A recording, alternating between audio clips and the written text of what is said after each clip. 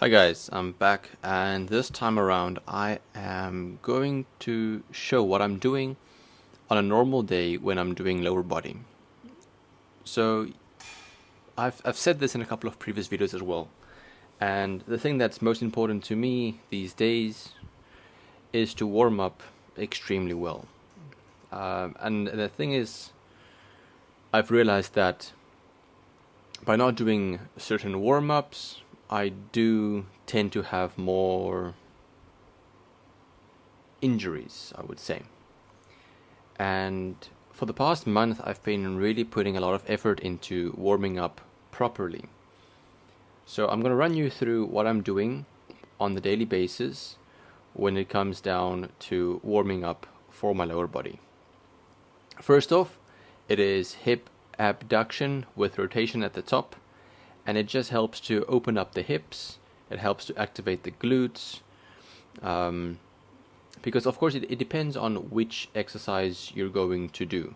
If you're doing squats and things, you need to be able to have good mobility within your hips to ensure that you can get like proper depth and everything.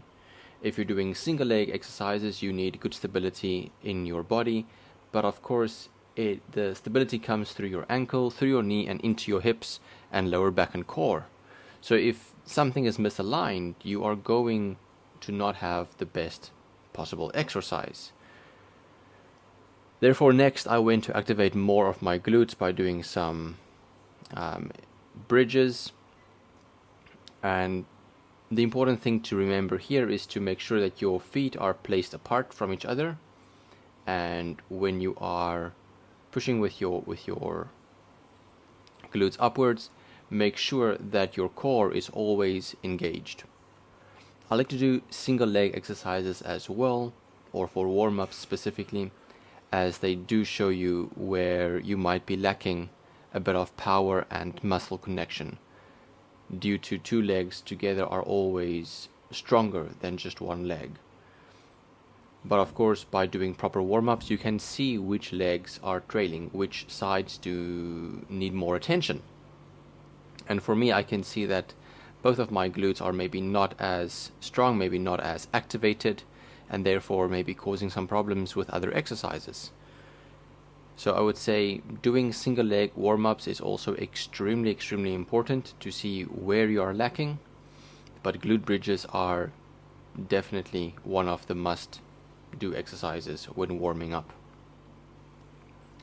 Of course, one can choose not to do warm-ups and maybe just do like a cycling of 5 minutes, like just jumping on the bike for 5 minutes, and you're changing the intensity of how you cycle. Of course, that is good for your knees, to warm up your knees, but it's not warming up everything else. I remember when I was in school, I used to always do static stretches for warm-ups, and that was told by my coach, and I don't think they ever had any training on physical exercise. However, I'm very happy to see that those things have changed, and that warming up these days are not about static, but it's about your movement throughout, and not just using one single type of exercise. So before, what I did was just grabbing onto my toes and pushing my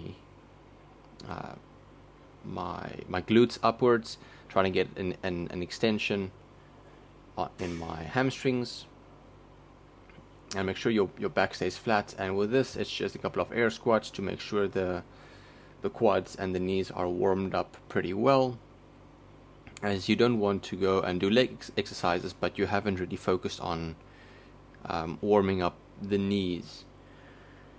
Because for me, I've noticed that my knees always tend to get a bit of extra tension on them, and therefore they tend to feel pain sometimes a lot faster.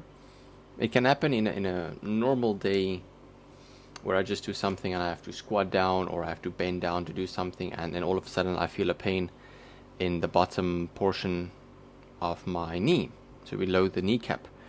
And that's all just because the movement is maybe not as optimal. So here, of course, I'm doing ankle mobility, as my ankles, the tendon in front between my shin and my foot is quite tight, and I cannot do something like pistol squats properly if I do not do these. So my left leg, the one that I'm doing right now, is good. There's a lot of knee over toe mobility there, but it can still improve by quite a bit. Then with my right leg, which is my problem leg, that one I always do a bit more, maybe a few more reps than the other one, and it's very important. And the thing is, I do see that there's a major difference in my mobility after doing something like this.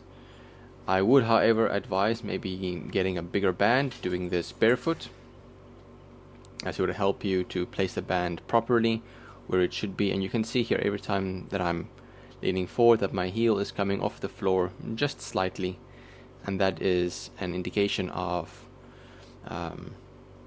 ankle mobility, which is not where it should be. So do this and you might be able to get knees over toes a lot faster. Then of course it's also important to go and do ankle stability, and this is very important as you want to make sure that when you do single leg exercises, you have proper stability through your ankle that goes all the way through to your knee, to your hip, and to the rest of your upper body. If you do not have good ankle mobility, ankle stability, it really can hinder your entire exercise routine.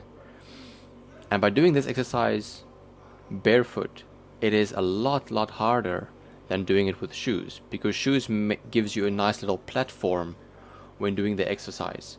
However, when doing it barefoot, your foot is not just a flat piece of whatever you want to call it, but in fact there's a lot of curves and shapes and rounded parts to it, and it becomes more difficult because you have to stabilize a lot more parts. Like your toes can maybe not grab into the ball as what you want, or you have to specifically focus on that.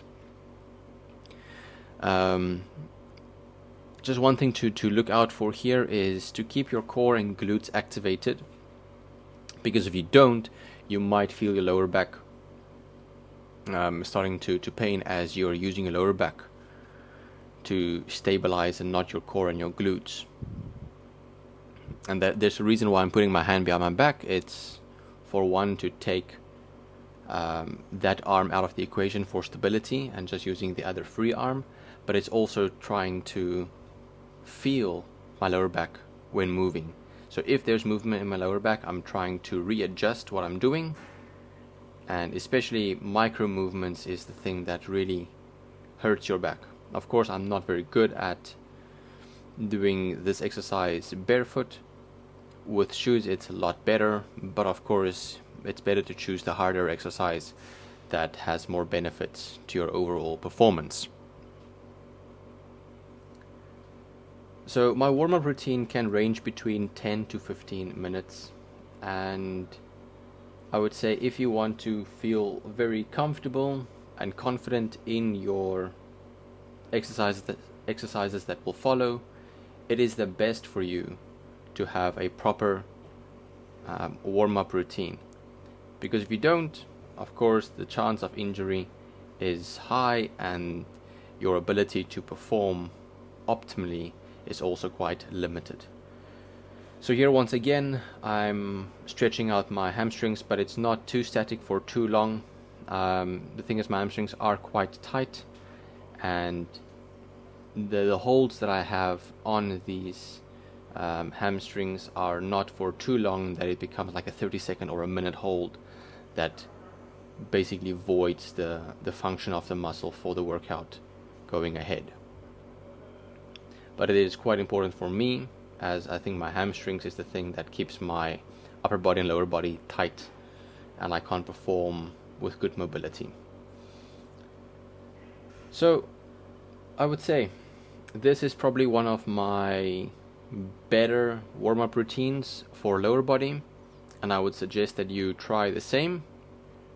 Of course, there's a lot that one can do extra with it, such as maybe rotational in your back exercises, but that's not needed as much. All in all, that is it from my side for warming up your lower body. See you in the next one. Bye bye.